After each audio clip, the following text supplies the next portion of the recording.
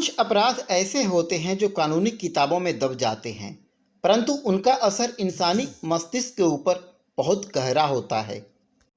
यह crime story एक ऐसे कातिल की है जिसे दिल्ली का कसाई कहा जाता है। पुलिस से इसकी खास दुश्मनी थी। यह कत्ल करके लाश को जेल के गेट पर रख देता था और पुलिस को खुला चैलेंज करता था कि पकड़ सको तो पकड़ लो। लाश के साथ अक्सर वह एक पत्र छोड़ता था। उस पत्र में पुलिस को भद्दी भद्दी गालियां देता और लास्ट में तुम लोगों का बाप और तुम लोगों का जीजा जी और अपना नाम सीसी लिखता। तो दोस्तों, आइए जानते हैं दिल्ली के कसाई की खौफनाक कहानी। भीदू यादव, जो बिहार के मधेपुरा के घोसई ग्राम का निवासी था, अपने एक करीबी दोस्त से मिलने दिल्ली के हैदरपुर में उसके डेरे पर आता है।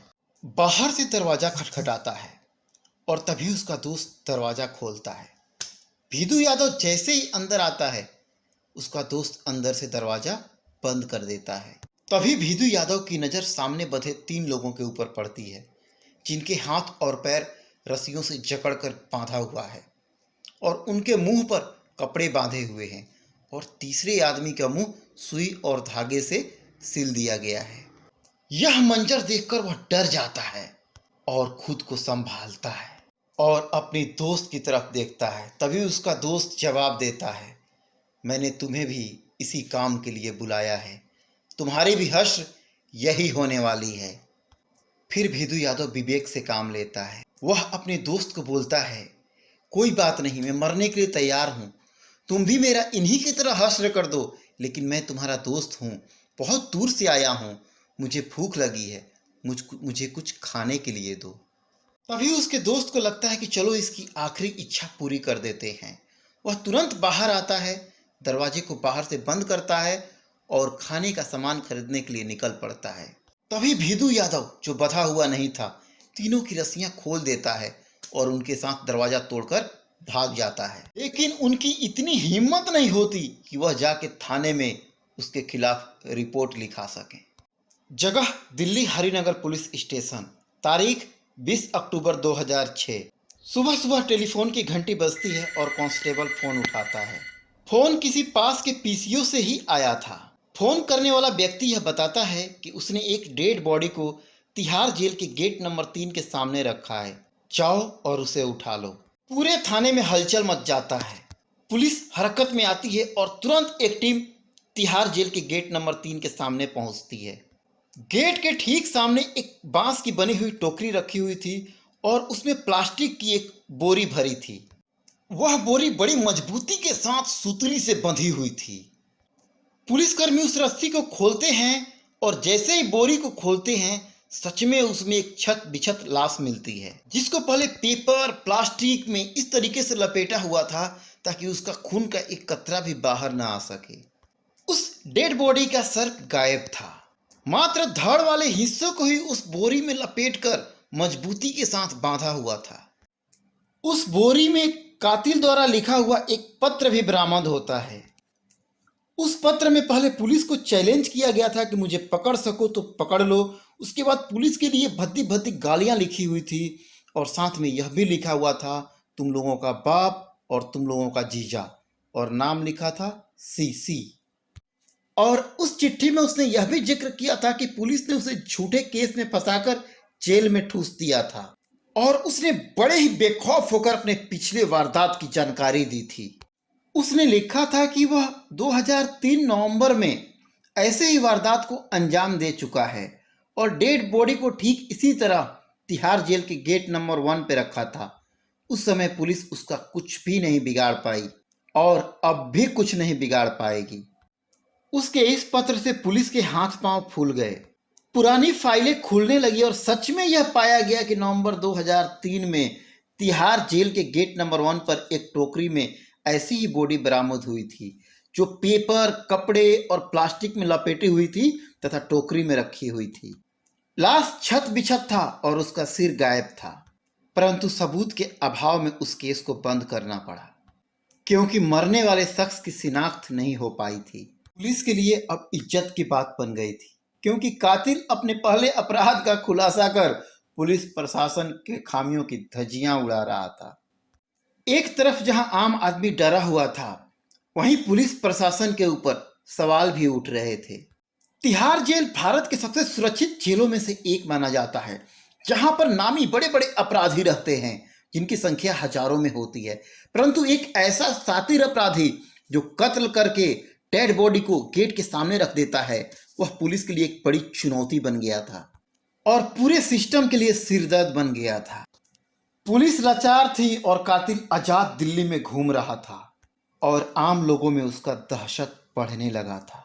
पुलिस मामले को दर्ज कर जांच में जुट गई। इसके लिए एक विशेष टीम का गठन किया गया जिसमें बड़े होनहार अफसरों को रखा गया।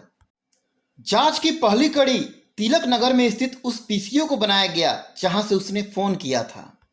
पीसीओ पर बैठा पीसीओ मालिक ने यह बताया कि आज सुबह से शाम तक सिर्फ एक व्यक्ति ने ही कॉल किया है। अब पुलिस को पहली सफलता मिल चुकी थी। पुलिस ने तुरंत एक स्केच आर्टिस्ट को बुलाया। स्केच आर्टिस्ट ने पीसीओ मालिक के बताए अनुसार कद, काठी, उम्र, चेहरा हूबहू सेम शक्ल वाला कातिल का एक स्केच तैयार किया। उसके द्वारा लिखे हुए चिट्ठी के शब्द कुछ अटपटे थे, जैसे ऐसे पता चलता था कि कोई 4 या 5 क्लास तक पढ़ा हुआ आदमी ने लिखा हुआ है। जांच के दौरान ही 25 अप्रैल 2007 को तिहाड़ जेल के गेट नंबर 3 पर एक और लाश मिलती है। यह लाश भी पिछली लाशों की तरह एक प्लास्टिक की बोरी में बांधकर एक बांस की टोकरी में रखी हुई थी, परंतु मरने वाले के हाथ, पैर और सिर गायब थे। परंतु मारने का पैटर्न वही था, परंतु इस बार कोई चिट्ठी नहीं थी। धीरे धीरे कातिल को पकड़ना पुलिस के लिए सिरदर्द बनता जा रहा था, परंतु बात पूरे पुलिस प्रशासन के इज्जत पर आ चुकी थी और लोगों में खौफ का माहौल था। धीरे धीरे राजनीतिक दबाव भी बढ़ने लगे थे। पुलिस के ऊपर बहुत ही दबाव था और मामले की जांच बहुत ही तेजी से चल रही थी। फिर 18 मई 2007 को पुलिस को एक और लाश मिलती है। इस डेड बॉडी का भी हश्र पिछले के 2 डेड बॉडी के जैसा ही था। बॉडी का टुकड़ों में होना, सर ना होना, बॉडी को केवल अंडरगारमेंट में मिलना, जिससे विक्टिम को पहचानना बहुत ही मुश्किल था। और फिर इस बार कातिल ने एक चिट्ठी भी भेजी थी। इस बार कातिल ने पत्र के माध्यम से अपने ऊपर इनाम रखने की बात कही थी और साथ में ही लिखा था कि अगर वह कत्ल नहीं करेगा तो रात को सो नहीं पाएगा और उसे ऐसा बनाने के पीछे पुलिस का ही हाथ है। उसे झूठे केस में फंसाया, उसे नंगा करके पीटा और अपमानित किया। वह इसका बदला लेता रहेगा। और पत्र के अंत में तुम्हारा बाप, तुम्हारा जीजा, तुम्हारा दामाद, सीसी। अब इस घटना से मिलते जुलते सभी फाइलों की जांच होने लगी। तभी पता चला कि साल 1998 में भी एक कत्ल को ऐसे ही अंजाम दिया गया था और अब पुलिस के हाथों एक सबसे बड़ी कामयाबी लगी। उस फाइल के माध्यम से पुलिस को पता चला कि उसमें एक गिरफ्तारी भी हुई थी, परंतु आरोपी को ठोस सबूत के अभाव में सन 2002 में रिहा करना पड़ा। अब पुलिस द्वारा बनवाया गया कातिल का स्केच हर दुकान, पुलिस अधिकारी और मुखबिरों को सौंपा जा चुका था और सभी अपने कार्य में चप्पा चप्पा खंगाल रहे थे। तभी दिल्ली के आजादपुरी मंडी में एक मुखबिर को ठीक वैसे ही हुलिया वाले व्यक्ति के बारे में पता चला जो वहां के एक डॉक्टर के पास निरंतर आते जाते रहता था। पुलिस की टीम तुरंत उस डॉक्टर के पास पहुंची। डॉक्टर ने बताया कि इस हुलिये से मिलता जुलता एक व्यक्ति उनके पास निरंतर आता है जिसका नाम चंद्रकांत झा है। वह बड़ा गुस्सैल और सनकी किस्म का आदमी है। कुछ दिन पहले उसका एक मामूली सी बात पर मेरे साले से झगड़ा हो गया था। अगर मैं सही समय पर नहीं पहुंचता तो वह मेरे साले को मार चुका होता।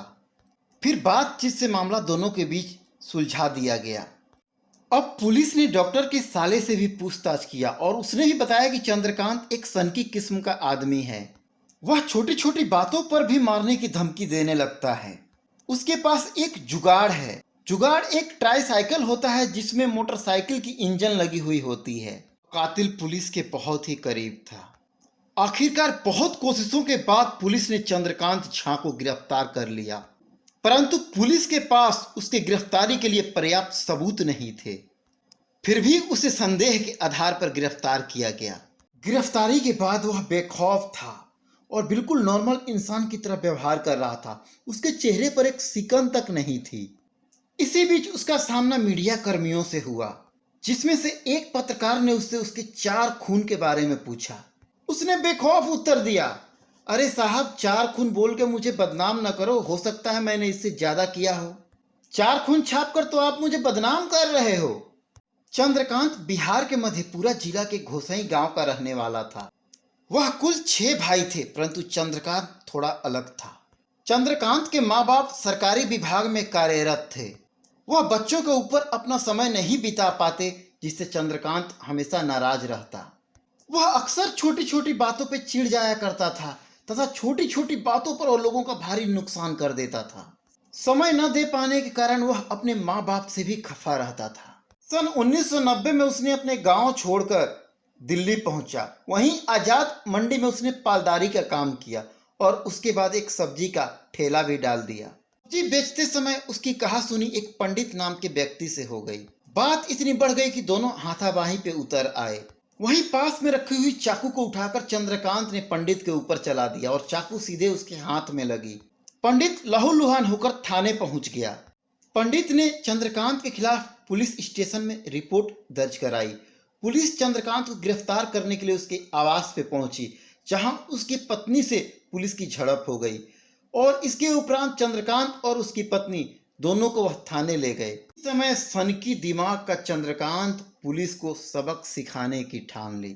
पुलिस उसकी पत्नी के सामने ही उसे सख्ती से पूछताछ कर रही थी और पत्नी के सामने बेइज्जत होना शायद उसको बहुत बुरा लगा और वही कसम खाया कि वह जेल से बाहर आकर पंडित से जरूर बदला लेगा। फिर एक मौका देखकर सन 1998 में उसने पंडित की हत्या कर दी। पंडित वही आदमी था जिसे 1998 में पुलिस को लाश मिली थी और संदेह के आधार पर पुलिस ने चंद्रकांत को गिरफ्तार भी किया, पर वह सबूत के अभाव में 2002 में जेल से रिहा हो गया। जेल से छूटने के उपरांत सन 2003 में उसने शेखर नाम के एक व्यक्ति की हत्या कर दी। उसे लगता था कि शेखर ज्यादा शराब पीता है, बहुत झूठ बोलता है, अतः यह धरती पर बोझ है। शेखर को मारकर उसकी लाश उसने अलीपुर के एक कॉलेज के पास रखी और उसका भी सर गायब था।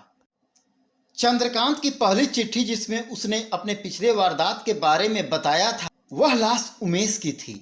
2003 में उसने उमेश का कत्ल किया और उसकी लाश को तिहाड़ जेल के गेट नंबर 1 पर रख दिया। चंद्रकांत इतना सनकी था कि वह वहां के नामी अपराधी से उलझ गया, जिसने चाकू से चंद्रकांत के पूरे पेट को फाड़ दिया, परंतु चंद्रकांत की किस्मत अच्छी थी, वह बच गया। परंतु अब बारी उस अपराधी की थी। उसे पता नहीं था कि चंद्रकांत जैसा सनकी आदमी उसके पीछे लगा हुआ है। चंद्रकांत पागलों की तरह उस अपराधी की तलाश कर रहा था और आखिरकार खोजकर उसे भी मार दिया। इतना शातिर था कि दिल्ली में 2 जगह मकान लिया था। वह परिवार के साथ अलीपुर में रहता और दूसरा मकान हैदरपुर में लिया था, जहां वह अपने वारदात को अंजाम देता था। वह एक जमीन विवाद में अपने गांव के कपूरी दास को भी ठिकाने लगा चुका था और अपने ही गांव के एक मुरलीधर नाम के व्यक्ति को अपने घर बुलाया और बांधकर बड़ी ही बेरहमी से उसका कत्ल कर दिया। चंद्रकांत बहुत ही शातिर था।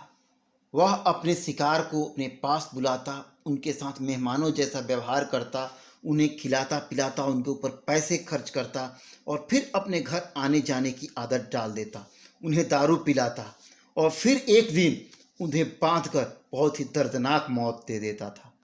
सन 2006 में उसकी निगाहें एक अनिल नाम के व्यक्ति पर थी, जो उसकी बेटी के साथ घूमता फिरता था।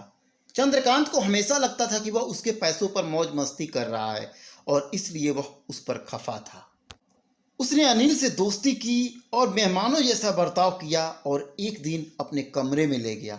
अनिल को कुछ खिलाया पिलाया और रस्सियों से बांध दिया, गला घोटकर उसकी जान ले ली। अनिल से इतना खफा था कि उसकी लाश के कई टुकड़े कर डाले। 20 अक्टूबर 2006 को जो लाश मिली थी वह अनिल मंडल नाम के इसी व्यक्ति की थी। हत्या करने के बाद अनिल के लाश के सामने बैठकर वह खाना भी खाया और फिर उसका धड़ पेपर और प्लास्टिक में बांधकर एक टोकरी में तिहाड़ जेल के गेट नंबर 3 पर फेंक आया। लेकिन उसके सर को उसने जमुना में फेंक दिया ताकि अनिल को मोक्ष मिल सके। सन 2007 में उसकी निगाहें उपेंद्र नामक एक व्यक्ति के ऊपर पड़ी। उपेंद्र का चाल चलन उसे ठीक नहीं लगता था। वह बार बार उपेंद्र को टोकता और उपेंद्र से उसकी बहस हो जाती। इस पे गुस्सा होकर उसने उपेंद्र की हत्या कर दी। 25 अप्रैल 2007 को जो लाश मिली थी वह उपेंद्र की ही थी। उसका भी सर गायब था। पुलिस को उसने यह भी बताया कि लाश की रस्सियां खोलने में वह एक बार उनकी मदद कर चुका है, परंतु तभी भी पुलिस उसे पहचान नहीं पाई। उसने पुलिस को यह भी बताया कि नॉनवेज खाने वाले व्यक्ति और झूठ बोलने वाले व्यक्ति उसे बिल्कुल पसंद नहीं है, और उसने इस बात को लेकर दिलीप नाम के एक व्यक्ति की भी हत्या कर दी थी। और तीसरा बरामद लाश दिलीप का ही था। पुलिस ने उससे पूछा कि तुम लाश को तिहाड़ जेल के गेट के बाहर ही क्यों फेंकते हो? तब उसने एक रोचक बात बताया। उसने बताया कि उस थाने में एक हवलदार है जिसने उसे नंगा करके पीटा था, इसलिए उस हवलदार की जिस गेट पर ड्यूटी होती है मैं उसी गेट पर ही बॉडी को फेंकता हूँ और चैलेंज करता हूँ, दम है तो पकड़ ले मुझे। पुलिस ने यह भी पूछा कि चिट्ठियों के अंत में सीसी क्यों लिखते हो? सीसी क्या तुम्हारा नाम है? तब उसने बताया कि सी मतलब एक चंद्रमा और दूसरा सी मतलब दूसरा चंद्रमा, अतः मैं 2 चंद्रमा के बराबर हूँ। मैं खुद को चंद्रमा ही मानता हूँ। सारे मामले की जांच पूरी हो चुकी थी और उसे कोर्ट में पेश करना था, परंतु उसके खिलाफ जो पुलिस के पास सबूत थे वह पर्याप्त नहीं थे। पुलिस ने धीरे धीरे एक एक सबूत को इकट्ठा करना शुरू किया। एक गोताखोरों की टीम के साथ उसे लेकर जमुना तट पर गई और उसके बताए हुए जगह पर डाइविंग हुई। वहां उन्हें उपेंद्र नामक व्यक्ति का सिर प्राप्त हुआ। उसके बाद पुलिस उसे हैदरपुर वाले घर पर ले गई जो बहुत ही बदबू से भरा हुआ था और पूरी गंदगी से भरा हुआ था। वहां पर ऐसे ही खून के छींटे पड़े हुए थे और वो हथियार भी बरामद हो गए जिससे उसने कत्ल किया था। पुलिस को वह मोबाइल फोन भी बरामद हो गया जिससे वह डॉक्टर से बातें किया करता था और जिस मोबाइल फोन को पुलिस कंटिन्यू ट्रैक कर रही थी। पुलिस के पास इतने पर्याप्त सबूत थे कि उसे फांसी के फंदों से कोई नहीं बचा सकता था। फिर भी उस पर मात्र 4 लोगों का हत्या का आरोप तय हुआ, परंतु उनमें से भी दिल्ली के सेशन कोर्ट में केवल अनिल मंडल, उपेंद्र और दिलीप की हत्या के आरोप ही सिद्ध हो पाए। साल 2013 में दिल्ली के सेशन कोर्ट ने उसे एक साथ फांसी की सजा और उम्र कैद की सजा सुनाई। बाद में दिल्ली हाई कोर्ट ने इसे रेयर केस मानकर चंद्रकांत की फांसी की सजा को उम्र कैद की सजा में बदल दिया। आज भी यह शैतान दिल्ली के तिहाड़ जेल में अपनी सजा काट रहा है।